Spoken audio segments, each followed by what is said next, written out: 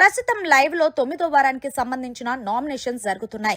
ఇందులో భాగంగా గ్యాప్ వచ్చిన సమయంలో రాము తనుజాయిలు ఇద్దరు మాట్లాడుకుంటున్నారు. అయితే రాము అంటున్నాడు, భరణి అన్న చాలా టెన్షన్ పడుతున్నారు, ఎందుకంటే ఆయనకే లాస్ట్ వీక్ ఆడే సెక్షన్ రాలేదు. సో అలాగే ఈ వారం సేవ్ అవుతే తప్పకుండా ఈ వారం ఆడే గేమ్ నెక్స్ట్ వీక్ కి ఓటింగ్ పడుతుంది అని చెప్పేసి అంటూ ఆయన అయితే ఎలిమినేట్ అయిపోతాడేమో అనే భయంలో ఉన్నాడు తనుజ అంటూ చెప్పుకొచ్చాడు రాము. అయితే తనుజ దానికి రాముకి ఏం చెప్తుందంటే, అంత టెన్షన్ పడాల్సిన అవసరం ఏముంది, ఆయన గేమ్ ఆయన ఆడితే బాగుంటుంది. సో ఎవరితోని సేఫ్ గేమ్ ఆడకుండా, ఎవరితోని గ్రూపిజం లేకుండా ఆయన ఎలా రియల్ గా ఉన్నారో అలా ఉంటే సరిపోతుంది. ఆయన మాట్లాడితే మధ్యలో దివ్య వస్తుంది. ఎప్పుడైతే ఆయన గట్టిగా దివ్యాని మాట్లాడొద్దు అని చెప్తాడో అప్పుడే కరెక్ట్ గా భరణి గారు బాగుంటారు. అలాగే భరణి గారిని ట్రస్ట్ చేస్తారు ఆడియన్స్.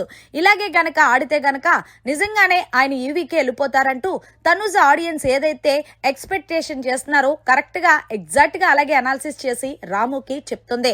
అందుకే రాము, నేను కూడా 9 వారాలు అయినాయి కాబట్టి ఎవరితోనే ఇక్కడ బాండింగ్స్ పెట్టుకోవడానికి రాలేదు.